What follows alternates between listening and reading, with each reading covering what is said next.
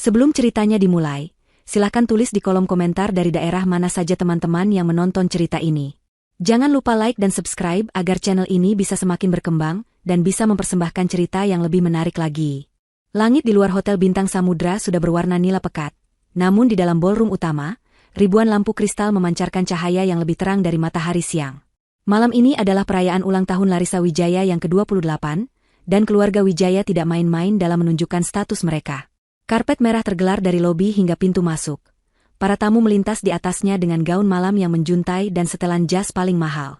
Aroma parfum mewah bercampur dengan wangi bunga lili yang didatangkan khusus dari luar negeri, menciptakan atmosfer kemewahan yang hampir memabukkan.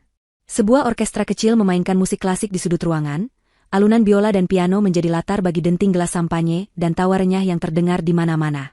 Nadia Wijaya menghentikan langkahnya sejenak di ambang pintu, menarik napas dalam-dalam.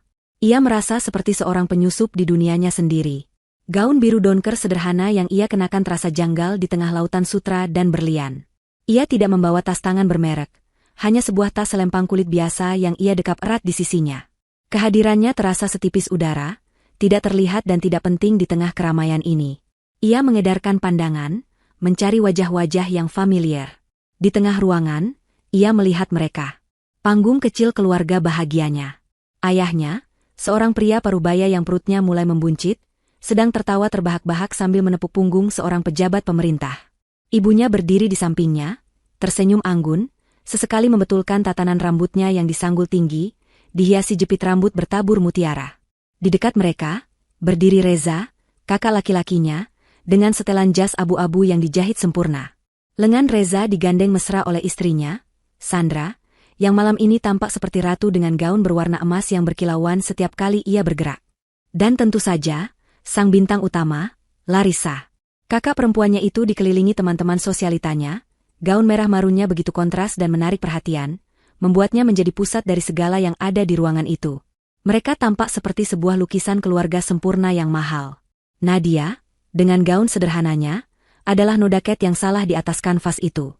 Dengan langkah ragu, Nadia berjalan mendekati mereka. Kerumunan orang membuatnya sedikit sulit bergerak. Beberapa kali ia harus bergumam, "Permisi," kepada tamu-tamu yang bahkan tidak menoleh sedikit pun padanya. Akhirnya, ia berhasil mencapai lingkaran kecil keluarganya. "Ayah, Ibu," sapanya pelan. Ibunya menoleh, senyum anggunnya sedikit memudar saat melihat penampilan Nadia. Matanya bergerak cepat dari atas ke bawah, menilai. "Nadia, akhirnya kamu datang juga. Kenapa pakai baju seperti itu? Ibu kan sudah bilang, pakai gaun yang ibu belikan dari Paris waktu itu." Suaranya tidak keras, namun nadanya terdengar seperti sebuah teguran yang tajam. "Gaun itu terlalu mencolok, Bu. Aku lebih nyaman pakai ini," jawab Nadia pelan, berusaha tersenyum. Ayahnya menoleh sekilas, senyum bisnisnya masih terpasang. "Oh, Nadia, baguslah kamu datang. Jangan membuat masalah, ya. Ini acara penting kakakmu," katanya singkat, sebelum kembali fokus pada lawan bicaranya, seolah kehadiran Nadia hanyalah sebuah interupsi kecil yang tidak berarti. Nadia merasakan hatinya sedikit mencelos, tetapi ia sudah terbiasa. Perhatiannya beralih pada Reza dan Sandra. "Kak Reza, Kak Sandra," sapanya lagi. Reza hanya mengangguk kecil, tatapannya kosong. Jelas sekali pikirannya ada di tempat lain. Mungkin pada kesepakatan bisnis berikutnya yang bisa ia pamerkan. Sandralah yang merespons. Ia tidak menyapa balik. Sebaliknya, ia memandang Nadia dengan tatapan merendahkan yang sudah sangat Nadia kenal. Sudut bibirnya terangkat membentuk senyum sinis. "Lihat siapa yang datang. Kukira kamu lebih suka mendekam di apartemen kecilmu itu daripada datang ke tempat seperti ini, Nadia," desis Sandra. Suaranya pelan, hanya untuk didengar oleh Nadia dan Reza. "Setidaknya cobalah sedikit berusaha. Penampilanmu itu benar-benar merusak pemandangan." Nadia hanya bisa diam. Membalas ucapan Sandra hanya akan memicu keributan, dan ia tidak ingin merusak pesta kakak perempuannya. Ia melihat ke arah Larissa, berharap setidaknya sang kakak akan menyambutnya dengan lebih hangat. Larissa memang menoleh padanya, senyumnya cerah namun dangkal. "Hai, Nat. Senang kamu bisa datang," katanya cepat, lalu ia ditarik oleh salah seorang temannya untuk melihat kue ulang tahun raksasa yang baru saja dibawa keluar oleh para pelayan. Begitu saja. Sapaan itu tidak lebih dari sekadar basa-basi. Merasa semakin terasing, Nadia memutuskan untuk menyingkir. Ia berjalan perlahan ke sudut ruangan yang tidak terlalu ramai, dekat sebuah jendela besar yang menghadap ke taman hotel. Dari sana, ia bisa mengamati semuanya tanpa harus menjadi bagian darinya. Ia melihat keluarganya berbaur, tertawa, dan berfoto. Mereka adalah pusat alam semesta di pesta itu, sementara ia adalah satelit yang berputar di orbit terjauh, tak terlihat. Nadia menghela napas panjang. Kenapa ia masih terus berharap? Setiap kali ada acara keluarga, ia selalu datang dengan setitik harapan bahwa kali ini akan berbeda. Mungkin kali ini ibunya akan memujinya, ayahnya akan menanyakan kabarnya, atau saudara-saudaranya akan mengajaknya mengobrol. Tapi harapan itu selalu padam bahkan sebelum ia sempat menyalakannya dengan benar. Bagi mereka, Nadia adalah kegagalan. Ia tidak menikah dengan pria kaya, tidak punya jabatan tinggi di perusahaan mentereng, dan tidak hidup dalam kemewahan. Ia hanya Nadia, si adik atau si anak yang biasa-biasa saja, yang keberadaannya cukup ditoleransi selama ia tidak membuat malu. Ironisnya, semua kemewahan yang mereka pamerkan malam ini berasal dari dirinya. Hotel ini, gaun-gaun mahal itu, modal perusahaan Reza yang terus berkembang, butik Larissa yang semakin terkenal, bahkan biaya pengobatan jantung ayahnya tahun lalu, semuanya berasal dari pundi-pundi uangnya.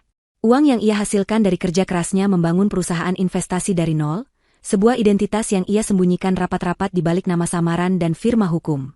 Mereka tidak tahu bahwa investor anonim yang sering dipuji Reza karena menyelamatkan bisnisnya adalah adik perempuannya sendiri. Mereka tidak tahu bahwa dana tak terbatas yang mereka nikmati datang dari gadis sederhana yang kini berdiri di sudut ruangan, dianggap sebagai aib keluarga. Nadia melakukannya bukan karena ingin dipuji. Awalnya, ia hanya ingin membantu.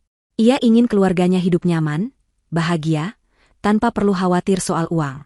Ia pikir, dengan membantu secara diam-diam, ia bisa tetap menjadi dirinya sendiri, tanpa sorotan. Ia berharap mereka akan menyayanginya karena ia adalah Nadia, bukan karena uangnya. Tapi ia salah besar. Uang itu justru membutakan mereka. Semakin kaya mereka, semakin tinggi standar mereka, dan semakin jauh pula posisi Nadia di mata mereka. Ia menjadi pengingat akan masa lalu mereka yang tidak seberapa, sebuah kontras yang tidak menyenangkan dengan citra baru mereka yang gemerlap. Dari tempatnya berdiri, ia melihat Sandra membisikkan sesuatu ke telinga Reza sambil melirik ke arahnya. Lalu mereka berdua tertawa. Hati Nadia terasa seperti diremas. Rasa sakit itu begitu akrab, seperti teman lama yang selalu datang berkunjung. Ia memejamkan matanya sejenak. Ia lelah. Lelah berpura-pura tidak peduli, lelah menelan penghinaan, lelah berharap pada sesuatu yang tidak akan pernah terjadi. Setelah hampir 1 jam berdiri di sudut yang sama, tenggorokan Nadia terasa kering. Suara musik dan dengungan percakapan ratusan orang membuat kepalanya sedikit pusing. Ia memutuskan untuk mengambil segelas air putih, setidaknya untuk membasahi kerongkongannya dan memberinya alasan untuk bergerak dari tempatnya. Dengan langkah hati-hati, ia berjalan menuju bar minuman yang terletak di seberang ruangan. Ia harus melewati kerumunan orang yang sedang asyik menari dan berbincang. Nadia menundukkan kepalanya, berusaha sebisa mungkin untuk tidak menarik perhatian. Ia hampir sampai di bar ketika seorang pria yang berjalan mundur sambil tertawa keras, tidak sengaja menyenggol bahunya. Senggolan itu cukup keras, membuat Nadia kehilangan keseimbangan. Ia terhuyung ke depan, tangannya terulur mencoba mencari pegangan, namun yang ia gapai hanyalah udara kosong. Tubuhnya menabrak seorang wanita bergaun putih gading yang sedang memegang segelas anggur merah. Waktu seolah berjalan lambat. Nadia melihat dengan ngeri bagaimana gelas di tangan wanita itu terlepas, isinya yang berwarna merah pekat melayang di udara sejenak sebelum mendarat dengan sempurna di bagian depan gaun putih itu, menciptakan noda besar yang mengerikan. Astaga, pekik wanita itu kaget. Musik seolah berhenti. Beberapa orang di sekitar mereka menoleh. Wajah Nadia langsung pucat pasi. Maaf. Saya benar-benar minta maaf. Bu, saya tidak sengaja, ucap Nadia panik. Ia segera mengambil beberapa lembar serbet dari meja terdekat dan mencoba membantu membersihkan noda itu, meskipun ia tahu itu sia-sia. Wanita itu, yang ternyata adalah istri dari salah satu rekan bisnis ayahnya, tampak terkejut namun berusaha tersenyum ramah. Tidak apa-apa, ini hanya kecelakaan, katanya menenangkan, meskipun raut wajahnya jelas menunjukkan kekecewaan melihat gaun mahalnya rusak. Namun, suasana yang tadinya bisa diredam itu seketika berubah menjadi arena pertunjukan saat Sandra tiba di lokasi kejadian. Mata elangnya menangkap insiden itu dari kejauhan, dan ia berjalan cepat dengan ekspresi marah, seolah ini adalah kesempatan yang sudah lama ia tunggu-tunggu. Tumit sepatunya yang runcing beradu dengan lantai marmer, menciptakan suara ketukan tajam yang mengintimidasi. Ada apa ini? Tanya Sandra dengan suara keras, langsung menarik perhatian lebih banyak orang. Matanya tidak tertuju pada wanita yang gaunnya ternoda, melainkan langsung menatap tajam ke arah Nadia. Kau lagi. Selalu saja kau yang membuat masalah. Kak, aku tidak sengaja, bisik Nadia, merasa semua mata kini tertuju padanya. Sandra sama sekali tidak peduli.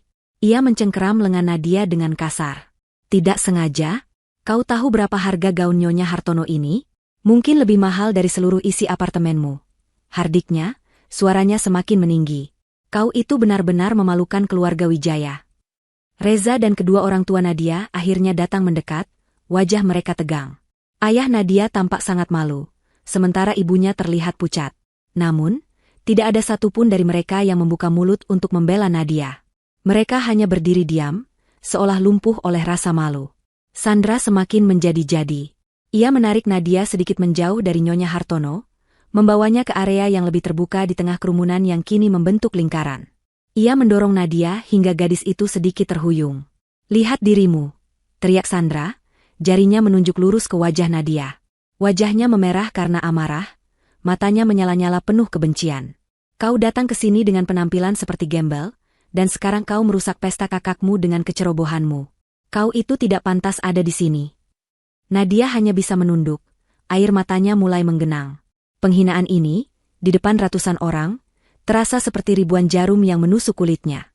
Ia melirik ke arah keluarganya, mencari secercah pembelaan, namun yang ia temukan hanyalah tatapan kosong. Ayahnya membuang muka, ibunya menatap lantai, dan Reza hanya berdiri di belakang Sandra, tak berdaya. Mereka mengorbankannya untuk menyelamatkan muka mereka sendiri. Kemudian, Sandra melakukan sesuatu yang begitu hina, begitu rendah, hingga seluruh ruangan menahan napas.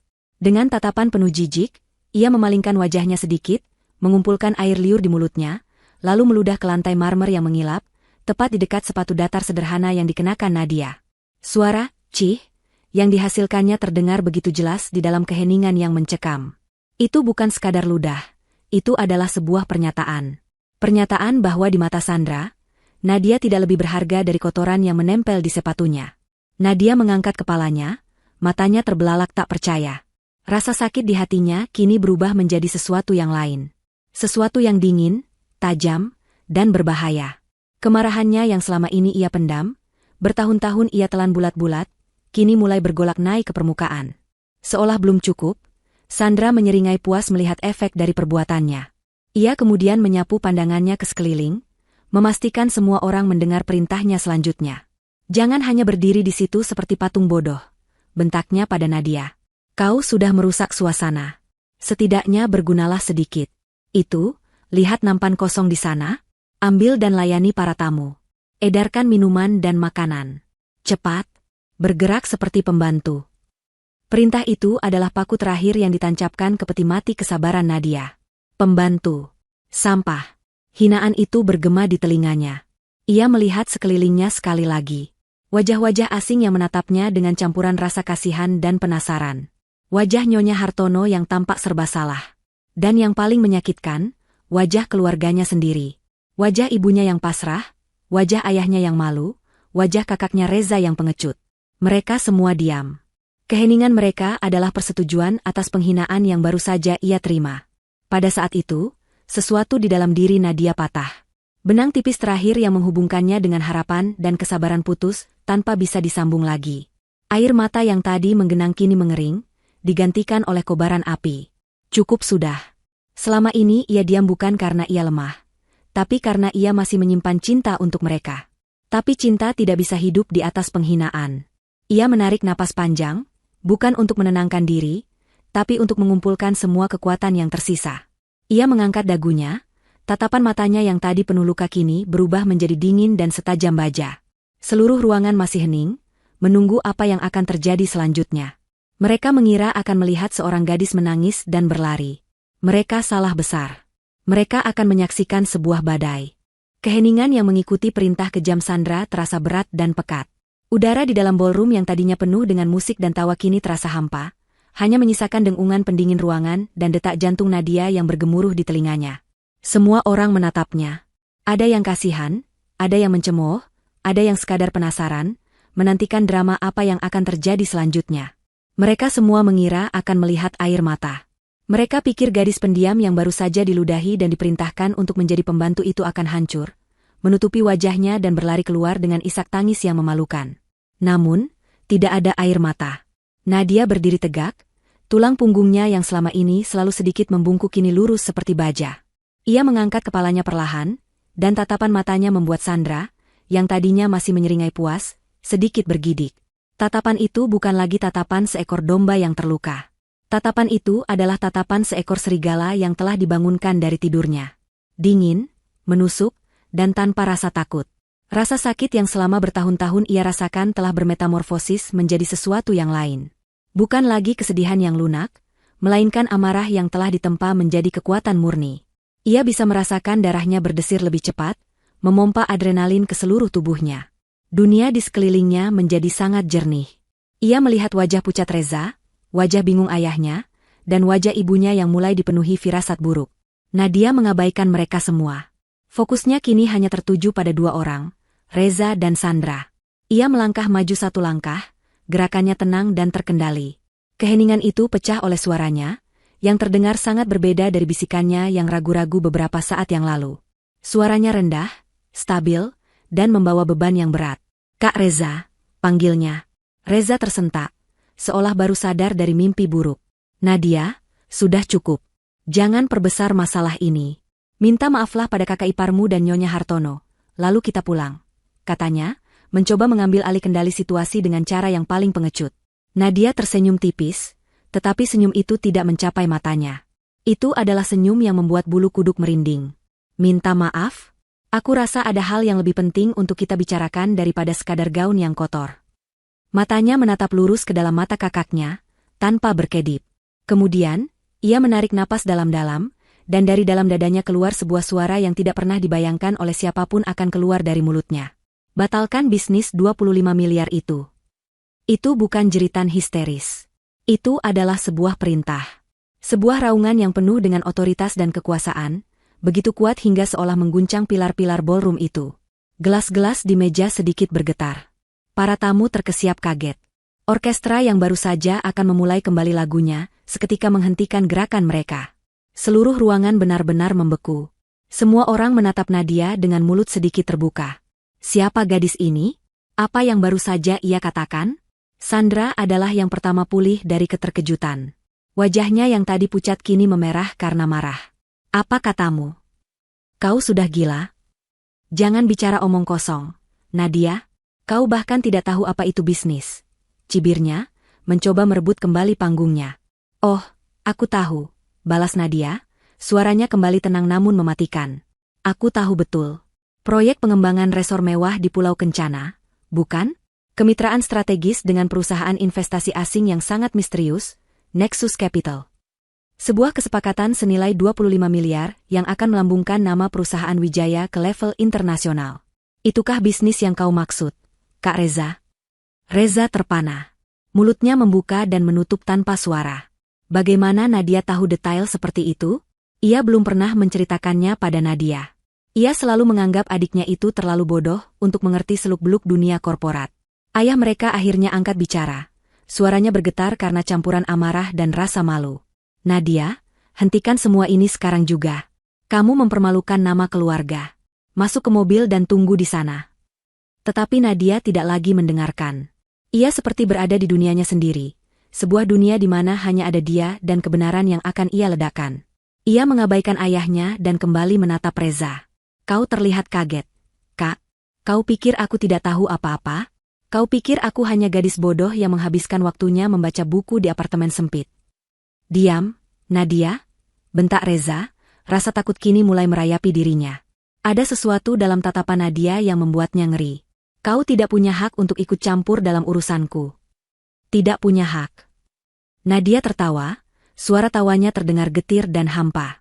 "Lucu sekali kau mengatakan itu." Ia berhenti sejenak, membiarkan ketegangan di ruangan itu mencapai puncaknya. Para tamu kini tidak lagi berbisik.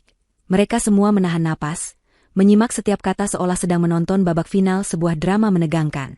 "Aku akan memberimu sebuah pilihan, Kak Reza," lanjut Nadia, nadanya berubah menjadi sangat formal, seolah ia sedang berbicara dalam sebuah rapat dewan direksi. Kau bisa meminta istrimu untuk berlutut dan meminta maaf padaku sekarang juga, di depan semua orang ini. Atau, kau bisa mengambil ponselmu, dan bersiap menerima telepon dari perwakilan Nexus Capital dalam 5 menit ke depan. Telepon yang akan memberitahumu bahwa mereka menarik seluruh investasi mereka, dan membatalkan proyek 25 miliar itu. Pilih. Ancaman itu begitu spesifik, begitu percaya diri, hingga membuat semua orang meragukan apa yang mereka pikir mereka tahu tentang gadis ini. Sandra tertawa histeris. Kau mengancam kami? Dengan nama perusahaan yang bahkan tidak kau kenal? Dasar bodoh. Kau benar-benar sudah kehilangan akal sehatmu. Namun, Reza tidak tertawa. Keringat dingin mulai membasahi pelipisnya.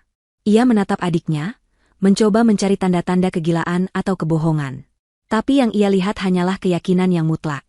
Firasat buruk yang sangat kuat mencengkeram jantungnya. Bagaimana jika ini bukan bualan? Bagaimana jika entah bagaimana, Nadia memang punya koneksi? Ketakutan kehilangan kesepakatan terbesar dalam hidupnya jauh lebih besar daripada rasa malunya. Nadia, apa maumu sebenarnya? Desis Reza, suaranya bergetar. Aku sudah bilang apa mauku, jawab Nadia dingin. Waktumu berjalan, Kak. 4 menit lagi. Seluruh ballroom itu menjadi saksi bisu dari pertarungan kehendak antara kakak dan adik. Keluarga Wijaya yang tadinya begitu angkuh kini berdiri di tengah ruangan, dipermalukan di depan seluruh kolega dan teman-teman mereka. Pesta mewah yang dirancang untuk memamerkan status mereka kini telah berubah menjadi panggung kehancuran mereka. Dan sutradaranya adalah anggota keluarga yang paling mereka remehkan. Nadia berdiri tegak di tengah badai yang ia ciptakan sendiri, menunggu dengan sabar. Ia telah melemparkan bom pertamanya. Dan ia tahu persis, ledakan yang sesungguhnya baru akan dimulai. Waktu seolah merayap. 4 menit yang diberikan Nadia terasa seperti 4 jam yang menyiksa bagi Reza. Ia menatap ponsel di sakunya, lalu menatap wajah adiknya yang tanpa ekspresi, kemudian melirik istrinya yang masih menatap Nadia dengan kebencian. Para tamu mulai berbisik-bisik semakin kencang. Skandal ini terlalu besar, terlalu menarik untuk dilewatkan. Beberapa orang bahkan secara diam-diam sudah mengeluarkan ponsel mereka, siap untuk merekam. Reputasi keluarga Wijaya sedang dipertaruhkan di depan mata mereka. Kau membual, desis Sandra, mencoba meyakinkan suaminya dan dirinya sendiri. Dia hanya mencoba menakut-nakutimu. Reza, jangan percaya padanya. Suruh dia pergi. Reza tampak bimbang. Logikanya mengatakan Sandra benar. Ini Nadia, adiknya yang lugu dan tidak tahu apa-apa. Mana mungkin ia punya hubungan dengan sebuah perusahaan investasi raksasa seperti Nexus Capital? Tapi instingnya, rasa takut yang dingin di perutnya, mengatakan sebaliknya. Detail yang disebutkan Nadia terlalu akurat. 3 menit, kata Nadia, suaranya tenang membelah keributan. Reza akhirnya tidak tahan lagi. Ia meraih lengan Nadia. Cukup, Nat. Aku tidak tahu permainan apa yang sedang kau mainkan. Tapi hentikan. Kau tidak tahu apa-apa soal bisnisku. Serunya putus asa. Nadia menepis tangan kakaknya dengan satu gerakan tegas. Kau benar. Aku tidak tahu apa-apa soal bisnismu, katanya, dan untuk sesaat, secercah kelegaan muncul di wajah Reza. Namun, kalimat Nadia selanjutnya menghapus kelegaan itu dalam sekejap. Karena itu bukan bisnismu. Itu adalah amal yang kuberikan padamu. Pernyataan itu begitu mengejutkan, begitu absurd, hingga membuat semua orang terdiam lagi. Amal? Nexus Capital, lanjut Nadia, suaranya kini terdengar jelas di seluruh ruangan.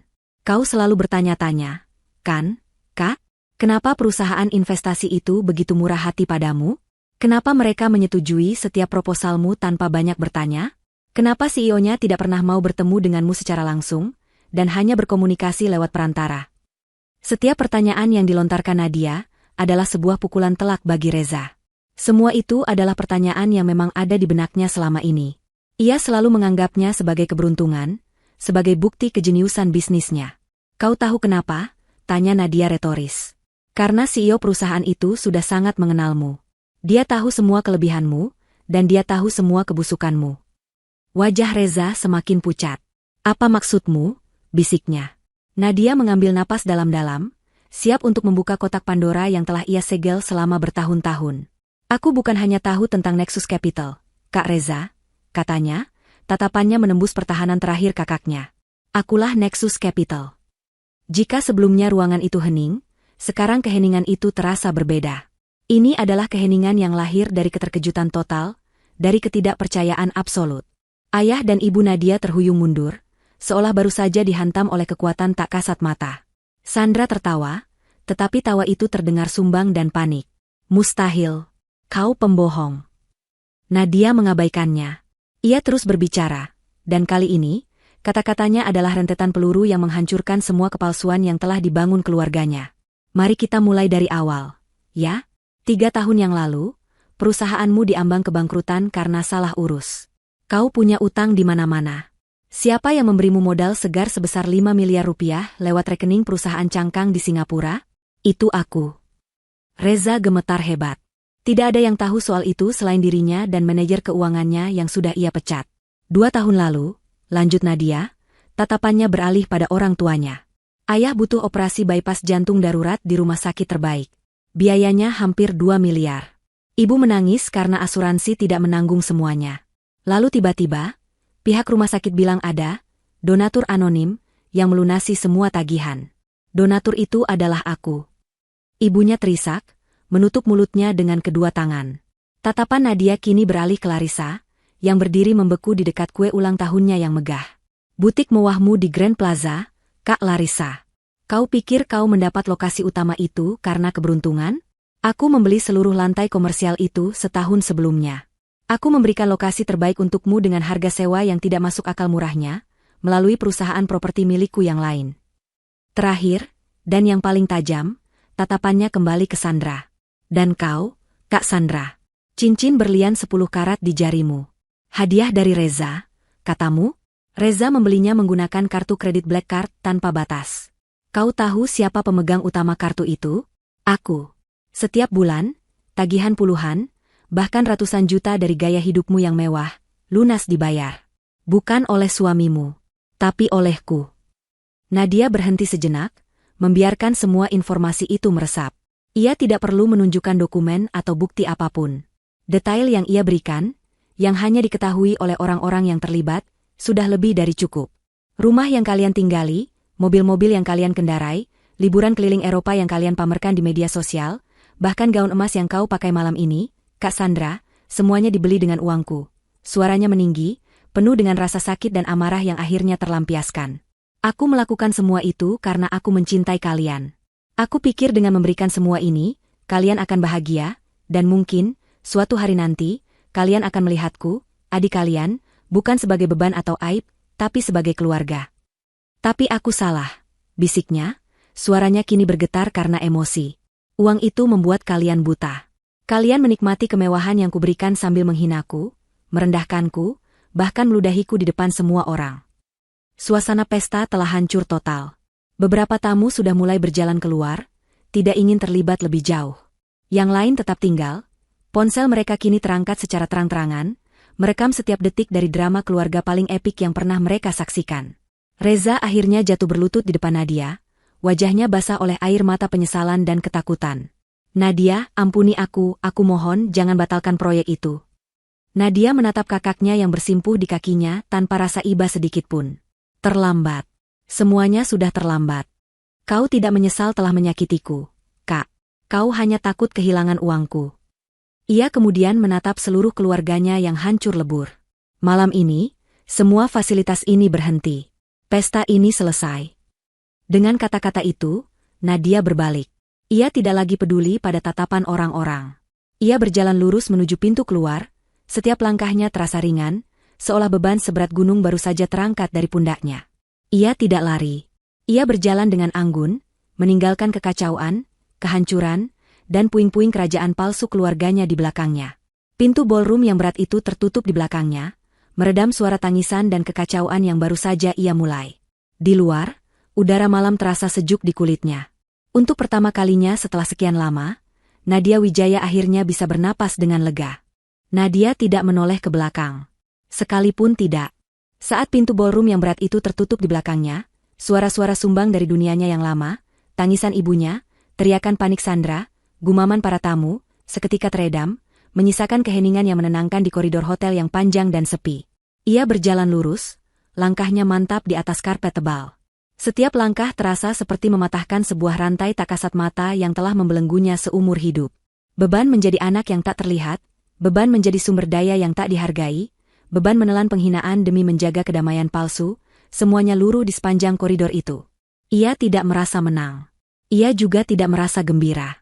Yang ia rasakan adalah sebuah kelegaan yang luar biasa. Seperti seorang penyelam yang akhirnya berhasil mencapai permukaan air setelah terlalu lama menahan napas.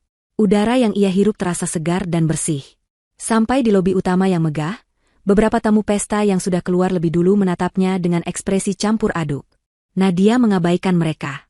Ia mengeluarkan ponselnya dari dalam tas selempangnya yang sederhana. Tangannya sama sekali tidak gemetar.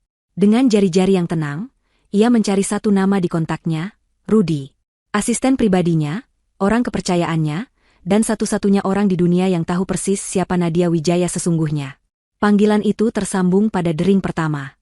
"Bu Nadia," sapa suara profesional di seberang. "Rudy," balas Nadia, suaranya terdengar datar dan dingin.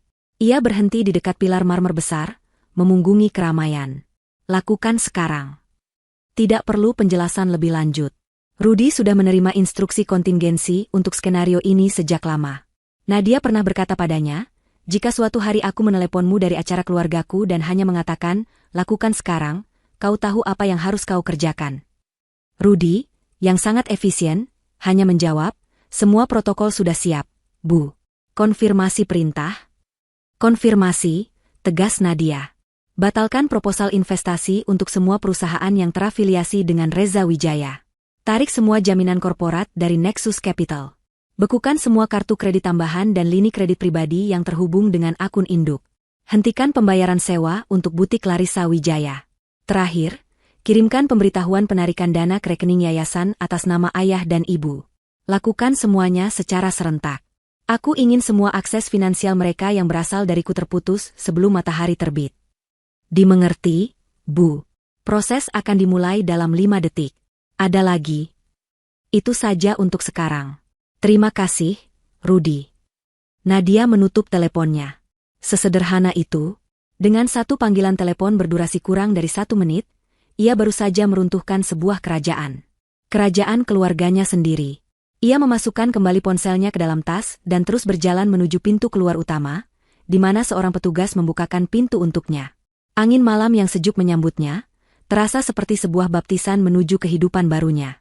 Sementara itu, di dalam ballroom, suasana telah berubah dari keterkejutan menjadi kekacauan total. Kepergian Nadia yang tenang dan penuh kuasa meninggalkan lubang hitam yang menyedot semua kemeriahan pesta. Para tamu, setelah menyadari bahwa pertunjukan utama telah berakhir, mulai bergerak menuju pintu keluar secara berbondong-bondong. Tidak ada lagi yang mengucapkan selamat tinggal atau terima kasih kepada tuan rumah. Mereka hanya ingin segera pergi dari tempat itu, membawa serta gosip terpanas tahun ini. Keluarga Wijaya masih membeku di tengah ruangan, kini menjadi pusat perhatian yang tidak diinginkan dari sisa-sisa tamu dan semua staf hotel. Reza masih berlutut, wajahnya terkubur di kedua tangannya, tubuhnya berguncang hebat. Sandra berdiri di sampingnya, wajahnya yang cantik kini pucat pasi dan terlihat mengerikan. Kepanikan membuatnya kehilangan akal sehat. "Dia bohong. Kalian semua dengar? Dia hanya gadis gila yang iri dengan kita. Jangan percaya satu kata pun darinya," teriaknya kepada para tamu yang melintas. Namun, tidak ada yang mendengarkan. Teriakan histerisnya hanya membuat mereka terlihat semakin menyedihkan. Ayah Nadia akhirnya bergerak. Ia berjalan sempoyongan menghampiri Reza dan menarik lengan putranya dengan kasar.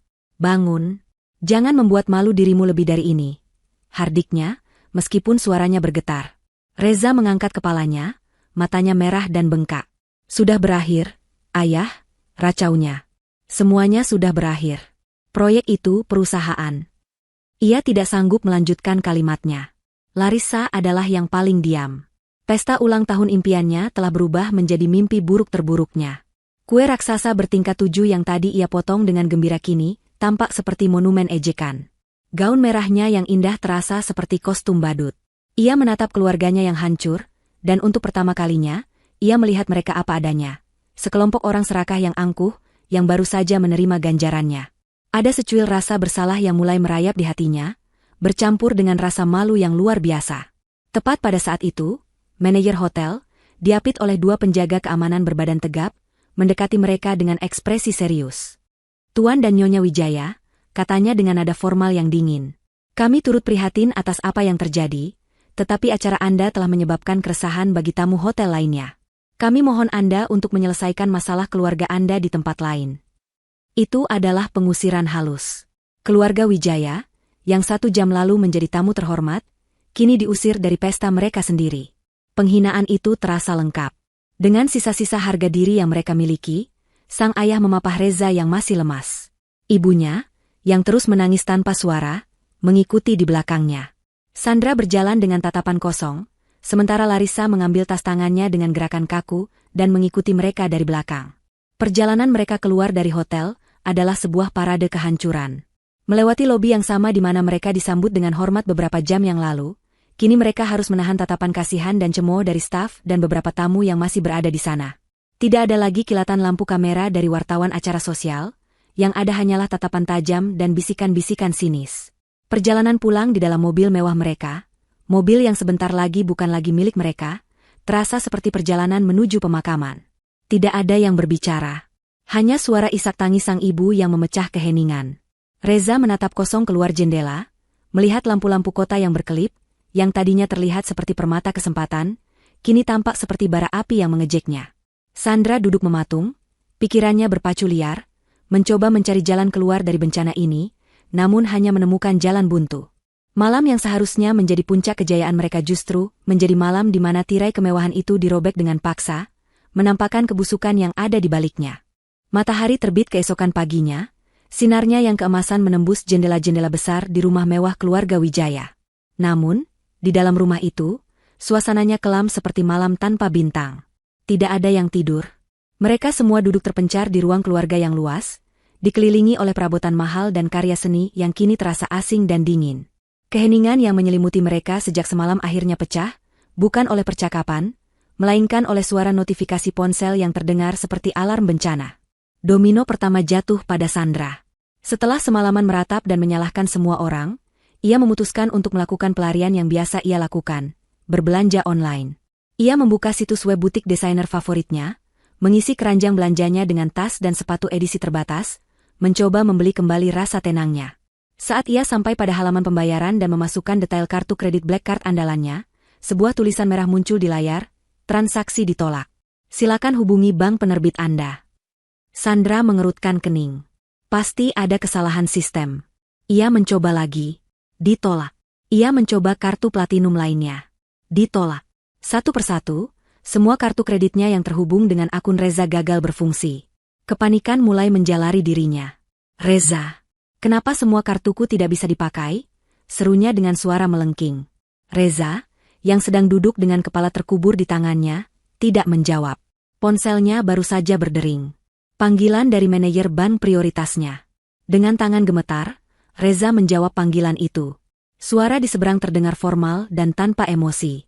Selamat pagi, Bapak Reza. Kami hanya ingin menginformasikan bahwa fasilitas kredit tanpa batas untuk perusahaan Anda, PT Wijaya Corp, yang dijamin oleh Nexus Capital, telah ditarik kembali efektif sejak tadi malam. Sesuai prosedur, semua akun perusahaan Anda dan akun pribadi yang terkait untuk sementara kami bekukan hingga ada audit lebih lanjut. Reza merasa dunianya runtuh. Dibekukan? Apa maksud Anda dibekukan? Perintah langsung dari pihak penjamin. Pak, kami tidak bisa berbuat apa-apa. Kami sarankan Bapak segera datang ke kantor untuk membicarakan restrukturisasi utang Anda. Panggilan itu berakhir. Reza menjatuhkan ponselnya ke lantai. Habis sudah, desisnya. Semuanya habis. Sebelum ada yang sempat merespons, ponsel Larissa yang tergeletak di meja bergetar. Sebuah email masuk dengan subjek, pemberitahuan terminasi sewa. Dengan perasaan tidak enak, Larissa membukanya. Email itu dari manajemen mal, memberitahukan bahwa karena penjamin sewanya, sebuah perusahaan properti bernama Bintang Sejahtera, yang baru ia sadari pasti juga milik Nadia, telah menarik diri, maka kontrak sewanya untuk butik Larissa S. Closet secara otomatis diputus. Ia diberi waktu 7 hari untuk mengosongkan tempat itu. Kenyataan pahit itu datang bertubi-tubi, tanpa jeda, seperti rentetan pukulan dari seorang petinju kelas berat. Reza, dalam keputusasaannya, membuka laptopnya dan mengakses sebuah portal berita bisnis. Di halaman depan, sebuah judul berita utama terpampang dengan huruf tebal. Nexus Capital secara mengejutkan batalkan proyek resor 25 miliar, saham Wijaya Corp anjlok 70% dalam pembukaan perdagangan. Grafiknya menunjukkan garis merah yang menukik tajam ke bawah. Dalam hitungan jam, Nilai perusahaan yang ia bangun dengan susah payah, atau lebih tepatnya, yang dibangunkan Nadia untuknya, telah menguap. Ponselnya mulai berdering tanpa henti. Panggilan dari investor yang panik, mitra bisnis yang marah, dan wartawan yang haus akan berita. Ia menolak semua panggilan itu, melemparkan ponselnya ke seberang ruangan hingga benda itu hancur berkeping-keping. Di tengah kekacauan itu, bel pintu berbunyi. Pembantu rumah tangga, yang gajinya mungkin tidak akan terbayar bulan ini, membuka pintu. Dua orang pria berbadan tegap dengan seragam dari sebuah perusahaan leasing masuk. Kami datang untuk mengambil kembali 2 unit mobil atas nama Bapak Reza Wijaya. Pembayaran cicilan telah gagal, kata salah satu dari mereka dengan tegas, sambil menunjukkan surat perintah penarikan. Sandra menjerit histeris saat melihat mobil sport merah kesayangannya dan SUV mewah keluarga mereka dihidupkan mesinnya dan dibawa pergi dari garasi. Kemewahan mereka sedang dilucuti satu persatu, di depan mata mereka. Tekanan yang luar biasa ini, akhirnya meruntuhkan sisa-sisa persatuan keluarga mereka. Topeng keharmonisan yang tipis itu terkoyak, menampakkan wajah asli yang penuh amarah dan keegoisan. Ini semua salahmu, jerit Sandra pada Reza, menunjuk-nunjuk wajah suaminya. Kau tidak becus. Kau membiarkan adik gilamu itu menginjak-injak kita semua. Kau bukan laki-laki, kau pengecut. Aku pengecut? Balas Reza, amarahnya akhirnya meledak. Kalau bukan karena kesombonganmu yang tidak terbatas itu, semua ini tidak akan pernah terjadi. Kaulah yang meludahinya. Kaulah yang menyebutnya pembantu. Kaulah yang menyalakan api ini. Setidaknya aku berani, tidak seperti kau yang hanya bisa diam saat istrimu dihina. Sandra membalas, tetapi argumennya lemah. Reza kemudian mengalihkan amarahnya kepada orang tuanya yang hanya bisa menangis. Dan kalian berdua, kenapa kalian hanya diam saja tadi malam? Kenapa kalian membiarkan Sandra melakukan itu? Selama ini kalian tidak pernah sekalipun membela Nadia. Kalian malu padanya, kan? Tapi kalian tidak malu menggunakan uangnya. Tudingnya dengan suara serak. Kalian juga sama saja. Kita semua munafik. Sang ayah mengangkat kepalanya, wajahnya terlihat 10 tahun lebih tua. Cukup, katanya lemah. Saling menyalahkan tidak akan mengembalikan apapun. Untuk pertama kalinya, ada nada penyesalan yang tulus dalam suaranya. Penyesalan seorang ayah yang sadar bahwa ia telah gagal total, bukan hanya dalam bisnis, tapi dalam menjadi orang tua bagi salah satu anaknya. Mereka terdiam, napas mereka terengah-engah karena pertengkaran itu. Mereka duduk di ruang keluarga mereka yang megah, dikelilingi oleh simbol-simbol kekayaan yang kini terasa seperti barang sitaan. Rumah ini bukan lagi istana, melainkan penjara yang indah. Di luar, fajar telah sepenuhnya merekah, membawa cahaya ke hari pertama dari kehidupan mereka yang baru. Kehidupan di mana mereka bukan lagi siapa-siapa, dihantui oleh bayangan gadis pendiam yang telah mereka buang, gadis yang ternyata adalah pilar penyangga seluruh dunia mereka. Dan kini, pilar itu telah ia cabut sendiri, membiarkan semuanya runtuh menimpa mereka. Jauh dari reruntuhan pesta dan kekacauan keluarganya, Nadia duduk di balkon sebuah penthouse yang menghadap langsung ke jantung kota. Dari ketinggian ini, lampu-lampu kota tampak seperti permadani permata yang terhampar hingga ke cakrawala. Udara malam terasa sejuk, membawa aroma petricor dari hujan yang baru saja reda. Di tangannya, ia memegang secangkir teh chamomile hangat, uapnya menari-nari di udara. Ini adalah dunianya yang sebenarnya. Sebuah tempat yang tenang, elegan, dan dibangun di atas fondasi kerja keras dan kecerdasannya sendiri. Tidak ada seorang pun dari keluarganya yang tahu tentang keberadaan tempat ini. Bagi mereka, rumah Nadia adalah sebuah apartemen 2 kamar yang sederhana di pinggir kota, sebuah fasad yang sengaja ia pertahankan untuk menjaga jarak antara kehidupan pribadinya dan kepalsuan mereka. Sambil menatap kerlipan kota, pikirannya melayang kembali ke masa lalu, mencoba menelusuri di mana semua retakan ini bermula. Ia sadar, retakan itu sudah ada sejak lama. Mungkin sejak ia lahir. Sejak kecil, ia selalu menjadi bayang-bayang di antara kedua saudaranya yang lebih berkilau. Reza, si putra mahkota, selalu dipuji karena pesonanya dan bakatnya dalam olahraga. Larissa, si putri cantik, selalu menjadi pusat perhatian dengan suara merdunya dan kemampuannya menari. Mereka adalah anak-anak panggung, dilahirkan untuk disorot. Sedangkan Nadia, ia adalah anak di belakang panggung. Si kutu buku yang pendiam, yang kebahagiaannya ditemukan di antara tumpukan buku dan barisan angka. Ia ingat dengan jelas suatu sore saat pembagian rapor. Reza pulang dengan membawa piala juara basket antar sekolah, dan Larissa membawa medali emas dari kompetisi menyanyi tingkat provinsi. Rumah mereka ramai dengan tawa dan pujian. Ayah mengangkat Reza ke pundaknya, menyebutnya sang juara. Sementara ibu memeluk Larissa dengan bangga, menjanjikan gaun terindah sebagai hadiah. Di tengah euforia itu, Nadia yang saat itu berusia 10 tahun, dengan ragu-ragu menunjukkan rapornya. Nilai-nilainya sempurna, angka 10 berbaris rapi dari atas ke bawah, dengan sebuah catatan kecil dari kepala sekolah yang memujinya sebagai murid terpintar di angkatannya. Ayahnya hanya melirik sekilas. "Oh, bagus, Nat, pertahankan," katanya, sebelum kembali fokus pada piala Reza. Ibunya tersenyum sekilas. "Anak pintar," gumamnya, lalu sibuk menelepon kerabat untuk memberitakan kemenangan Larissa. Saat itu, Nadia belajar pelajaran pertamanya. Prestasi dalam diam tidak akan pernah bisa mengalahkan pertunjukan yang gemerlap. Benih Nexus Capital sebenarnya ditanam oleh rasa sakit hati itu.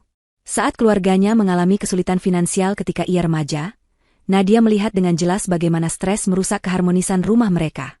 Reza merengek karena tidak bisa membeli konsol game terbaru, dan Larissa menangis karena tidak bisa ikut karya wisata ke luar negeri bersama teman-temannya. Nadia, yang saat itu sudah mulai memenangkan berbagai kompetisi pemrograman online secara diam-diam, mengumpulkan semua uang hadiahnya. Suatu malam, ia menyelipkan beberapa amplop tebal berisi uang tunai ke dalam dompet ibunya yang tergeletak di meja makan.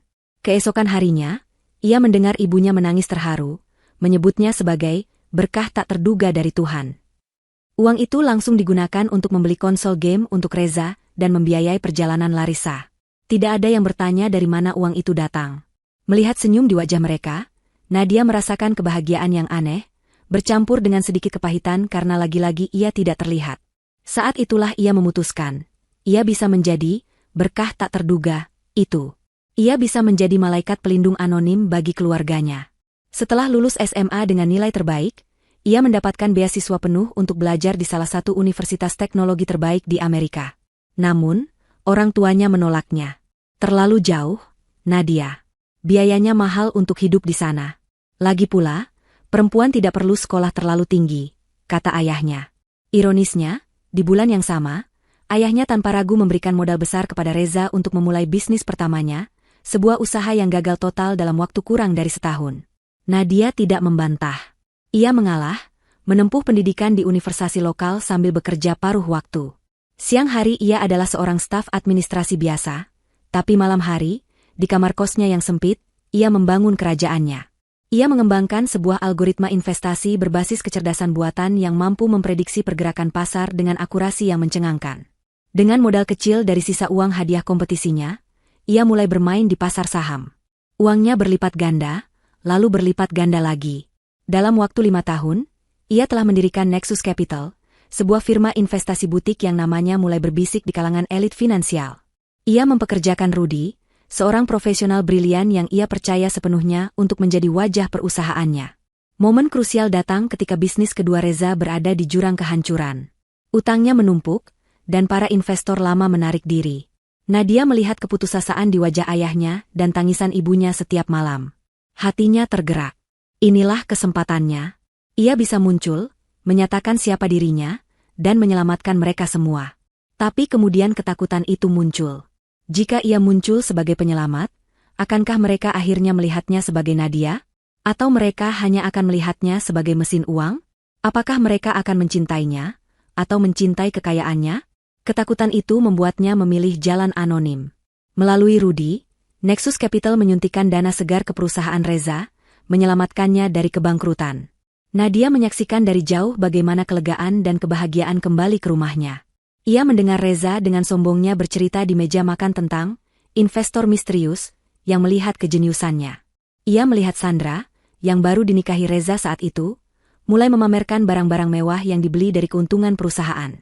Mereka semua bahagia, dan Nadia, si investor misterius itu, duduk di antara mereka, memakan makan malamnya dalam diam, tidak dianggap.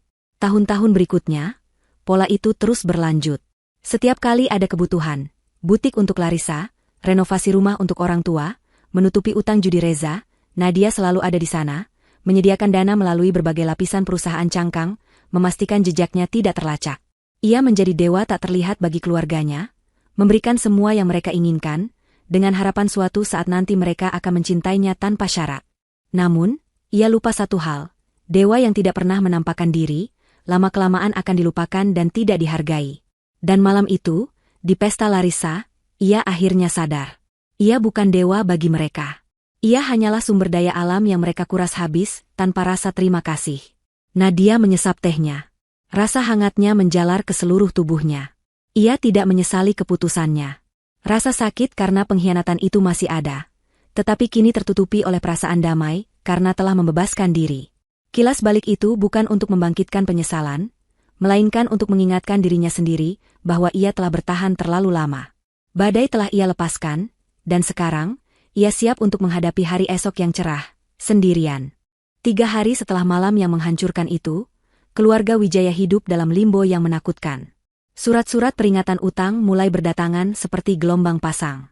Panggilan telepon dari para kreditur tidak lagi sopan, melainkan penuh dengan ancaman. Rumah mewah mereka terasa seperti sebuah mausoleum, dingin dan senyap, hanya diisi oleh suara napas putus asa. Kepanikan telah mencapai puncaknya. Mereka sadar hanya ada satu jalan keluar dari bencana ini, menemukan Nadia dan memohon pengampunannya. Rencana itu diprakarsai oleh Reza. Didorong oleh ketakutan akan kebangkrutan total dan penjara, ia meyakinkan anggota keluarganya yang lain bahwa mereka harus merendahkan diri. Kita harus menemuinya, meminta maaf dengan tulus. Katanya, meskipun dalam hatinya, kata tulus, itu lebih merujuk pada ketulusan untuk mendapatkan kembali uangnya. Perhentian pertama mereka adalah apartemen sederhana di pinggir kota yang mereka tahu sebagai satu-satunya alamat Nadia. Mereka berempat, Reza, Sandra, dan kedua orang tua mereka, berdesakan di dalam sebuah taksi online, sebuah pengalaman yang terasa begitu hina bagi mereka. Saat tiba di gedung apartemen yang kusam itu, mereka bergegas menaiki tangga menuju lantai 4. Reza mengetuk pintu dengan tidak sabar. Tidak ada jawaban.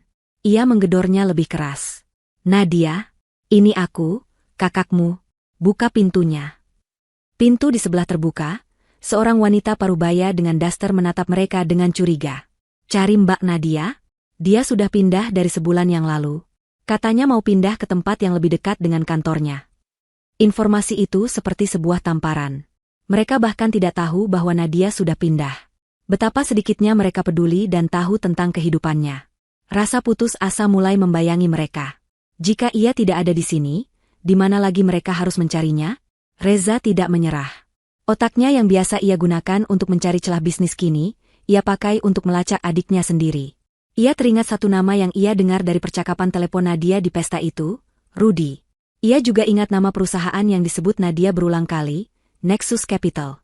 Dengan sisa uang tunai yang mereka miliki, Reza membayar seorang kenalan lamanya yang bekerja di bidang teknologi informasi untuk melakukan pelacakan. Hasilnya datang beberapa jam kemudian dan membuat mereka semua ternganga. Rudy bukanlah nama sembarangan. Ia adalah CEO dari Nexus Capital. Dan alamat kantor Nexus Capital bukanlah sebuah ruko atau gedung perkantoran biasa. Alamat itu membawa mereka ke jantung distrik bisnis paling prestisius di kota, ke sebuah gedung pencakar langit setinggi 50 lantai yang terbuat dari kaca dan baja, dengan tulisan Nexus terukir dengan huruf-huruf raksasa yang menyala di puncaknya. Keesokan paginya, mereka berdiri di depan lobi gedung itu, terlihat sangat tidak pada tempatnya. Reza mengenakan kemeja yang sedikit kusut, Sandra mencoba mempertahankan penampilannya namun gagal menyembunyikan lingkaran hitam di bawah matanya, sementara kedua orang tua mereka tampak tua dan kebingungan, seperti turis yang tersesat. Mereka menatap ke atas, ke puncak gedung yang seolah menembus awan, dan akhirnya mengerti skala kekuasaan yang dimiliki oleh Nadia. Ini bukan sekadar uang, ini adalah sebuah imperium. Dengan sisa keberanian mereka melangkah masuk ke lobi yang megah. Lantainya terbuat dari marmer Italia, udaranya sejuk dan beraroma segar, dan puluhan profesional muda berlalu lalang dengan setelan kerja yang rapi. Mereka merasa seperti kurcaci di negeri para raksasa. Saat mereka mendekati meja resepsionis, seorang penjaga keamanan yang sopan namun tegas langsung menghentikan mereka. "Ada yang bisa saya bantu?" tanyanya. "Kami ingin bertemu dengan CEO Anda," kata Reza, mencoba terdengar percaya diri. "Namanya Nadia Wijaya. Kami keluarganya." Resepsionis itu memeriksa komputernya. "Maaf, tidak ada nama Nadia Wijaya di jajaran direksi kami.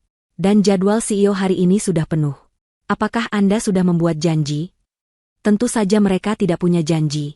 Frustrasi, Reza menaikkan suaranya. "Dengar, ini sangat penting. Bilang saja pada atasanmu, keluarganya ingin bertemu." Keributan kecil itu mulai menarik perhatian. Tiba-tiba, Seorang pria yang sangat rapi dengan setelan jas abu-abu yang mahal berjalan mendekati mereka dari arah lift pribadi. Wajahnya tenang dan profesional. Itu adalah Rudy. Tuan dan Nyonya Wijaya? Saya Rudy. Ada yang bisa saya bantu? Tanyanya, nadanya datar. Melihat orang kepercayaan Nadia, mereka seolah melihat secercah harapan. Rudy. Syukurlah, kata Reza lega.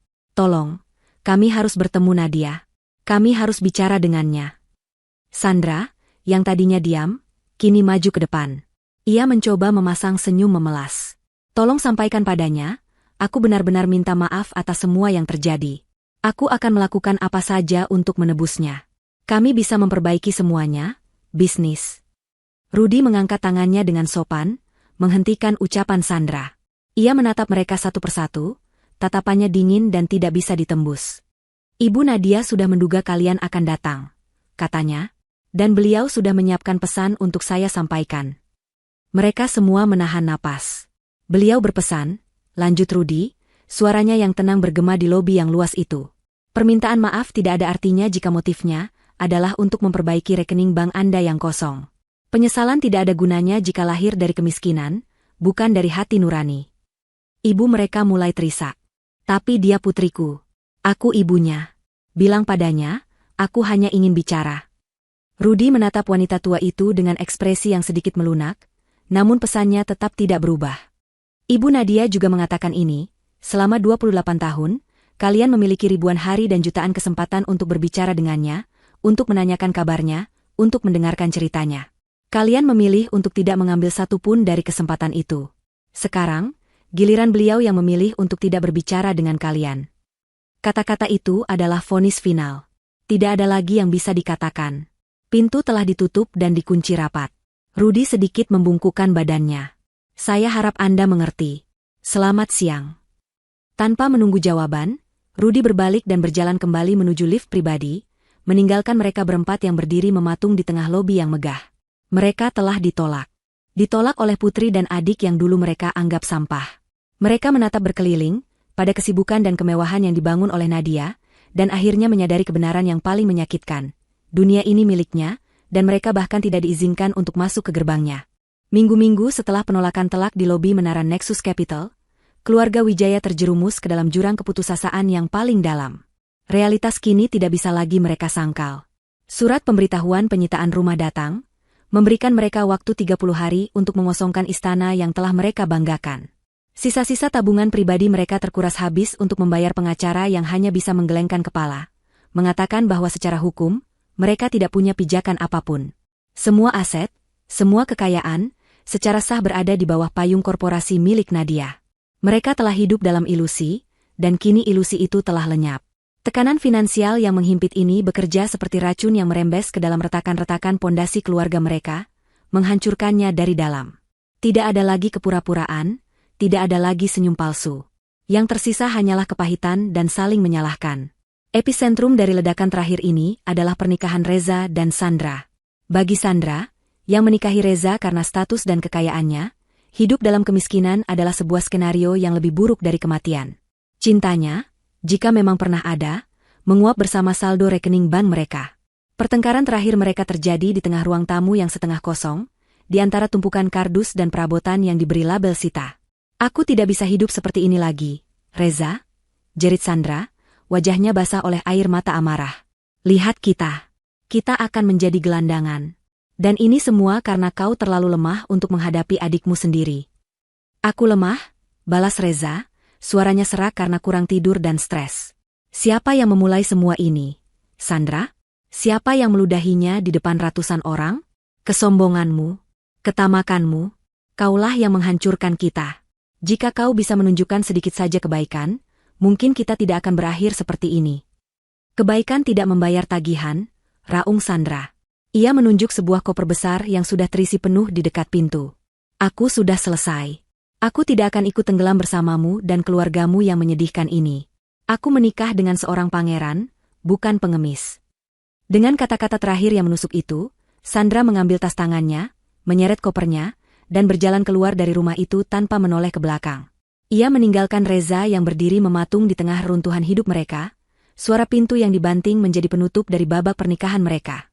Ditinggal sendirian, Reza akhirnya benar-benar hancur. Ia jatuh terduduk di lantai yang dingin, terisak seperti anak kecil. Ia telah kehilangan segalanya. Perusahaannya, statusnya, istrinya, dan yang paling parah, ia telah kehilangan rasa hormat pada dirinya sendiri.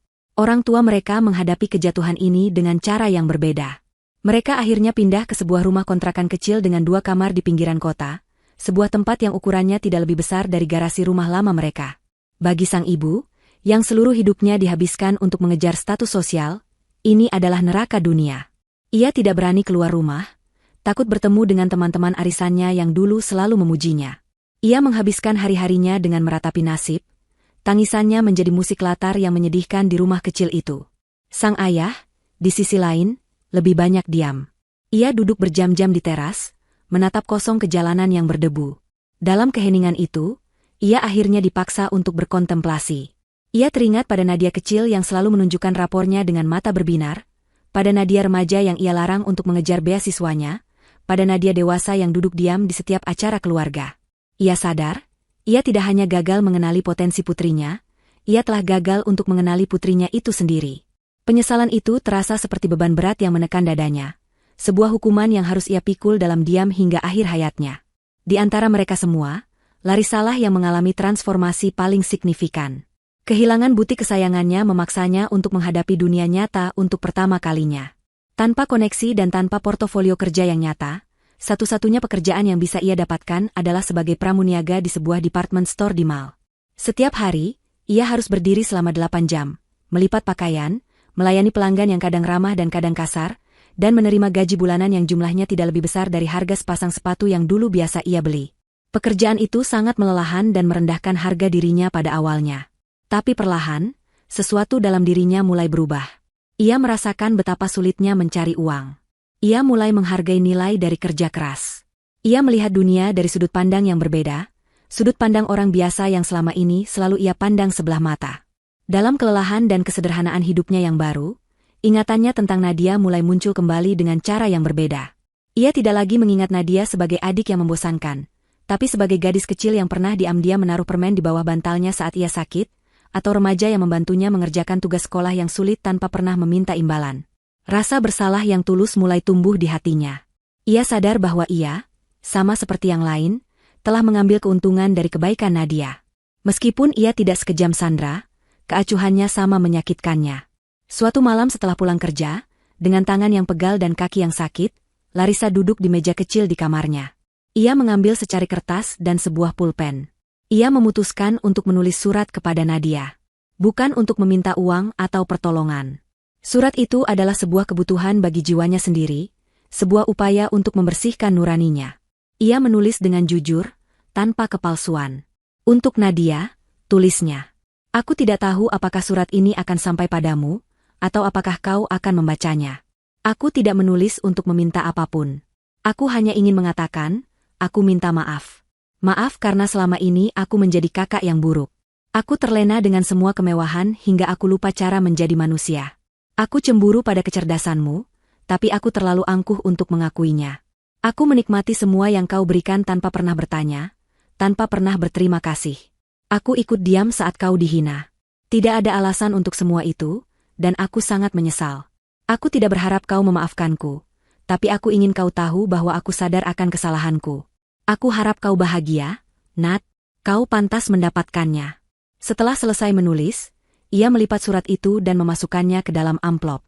Keesokan harinya, ia mengirimkannya ke alamat Menara Nexus Capital, tanpa alamat pengirim.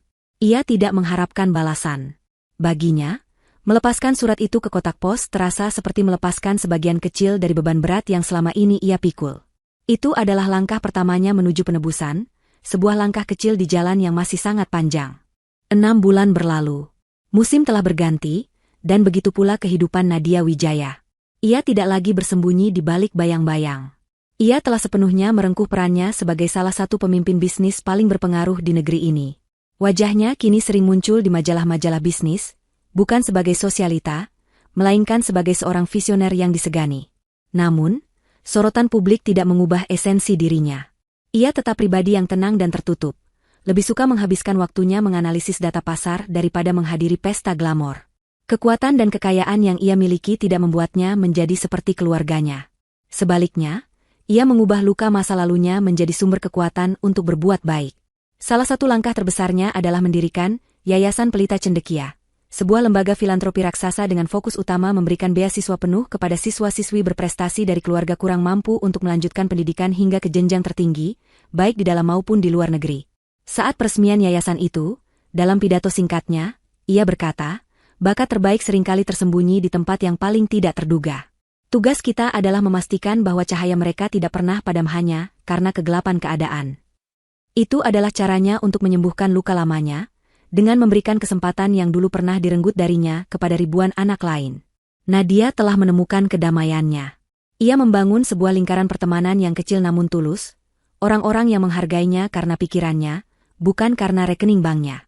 Ia kuat, mandiri, dan yang terpenting, ia bebas.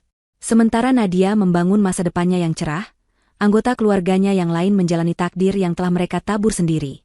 Sandra, setelah meninggalkan Reza, mencoba untuk kembali masuk ke lingkaran sosialita. Namun, berita tentang skandal keluarga Wijaya telah menyebar luas.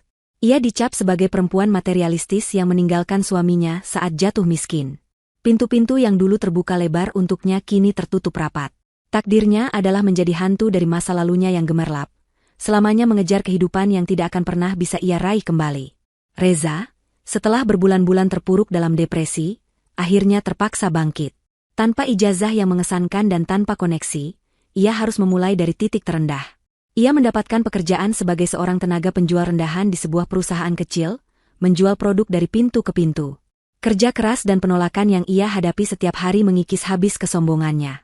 Ia menjadi pria yang lebih pendiam, dengan tatapan mata yang selalu terlihat lelah, selamanya dihantui oleh bayangan kesuksesan yang pernah ia genggam dan ia sia-siakan. Kedua orang tuanya menjalani sisa hidup mereka dalam kesederhanaan dan penyesalan yang sunyi. Mereka hidup dari uang pensiun sang ayah yang tidak seberapa. Penyakit tua mulai menggerogoti fisik mereka, diperparah oleh beban mental yang mereka pikul. Hukuman mereka bukanlah kemiskinan itu sendiri, melainkan kenangan abadi akan seorang putri yang telah mereka abaikan, seorang putri yang ternyata adalah anugerah terbesar dalam hidup mereka. Suatu sore yang cerah, saat Nadia sedang meninjau laporan di kantornya yang berada di puncak menara Nexus, Rudy masuk dengan membawa setumpuk surat. Di antara surat-surat bisnis dan proposal, terselip sebuah amplop putih sederhana tanpa alamat pengirim, yang hanya ditujukan kepadanya. Biasanya, surat seperti ini akan langsung disingkirkan, tetapi entah kenapa, kali ini Rudy merasakannya berbeda dan memberikannya pada Nadia. Nadia menatap amplop itu dengan curiga.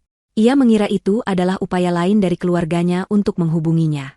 Dengan enggan, ia membukanya. Di dalamnya ada secari kertas berisi tulisan tangan yang ia kenali sebagai tulisan Larissa. Ia mulai membaca, hatinya yang sudah membentengi diri bersiap untuk membaca permohonan uang atau permintaan maaf yang palsu. Namun, saat ia membaca baris demi baris, ekspresinya yang dingin perlahan melunak. Tidak ada permintaan. Tidak ada tuntutan. Yang ada hanyalah pengakuan dosa yang tulus dan permohonan maaf yang sederhana. Ia membaca tentang penyesalan Larissa, tentang kebodohannya, tentang bagaimana ia berharap Nadia bahagia. Surat itu terasa berbeda. Itu bukan tangisan orang yang kehilangan harta, melainkan bisikan orang yang telah menemukan nuraninya. Setelah selesai membaca, Nadia tidak langsung bereaksi. Ia bangkit dari kursinya dan berjalan ke arah jendela raksasa yang membingkai pemandangan kota. Luka yang ditorehkan oleh keluarganya begitu dalam, tidak mungkin bisa sembuh hanya dengan selembar surat. Kepercayaan yang telah hancur berkeping-keping tidak bisa direkatkan kembali dengan mudah. Bertahun-tahun pengabaian dan penghinaan telah meninggalkan bekas luka permanen di hatinya. Ia memegang surat itu, merasakan tekstur kertasnya di antara jari-jarinya. Ia tidak meraih telepon untuk menghubungi Larissa. Ia juga tidak berniat untuk segera membalasnya. Memaafkan adalah sebuah proses, bukan keputusan sesaat. Namun, ia juga tidak merobek atau membuang surat itu. Sebagai gantinya, ia berjalan kembali ke meja kerjanya yang terbuat dari kayu ek. Dengan hati-hati, ia melipat kembali surat itu dan memasukkannya ke dalam salah satu laci mejanya. Ia tidak menguncinya, tetapi ia juga tidak membiarkannya tergeletak di atas meja. Surat itu ada di sana, tersimpan. Sebuah pengakuan kecil bahwa di tengah gurun pengkhianatan, setetes air kejujuran telah jatuh. Jembatan di antara mereka memang telah terbakar habis. Tapi mungkin, hanya mungkin, surat itu adalah batu pijakan pertama. Sebuah awal yang baru, bukan untuk kembali ke masa lalu, tetapi untuk melangkah ke masa depan yang berbeda, yang dibangun di atas kebenaran, bukan kepalsuan. Dan untuk saat ini, bagi Nadia, itu sudah lebih dari cukup.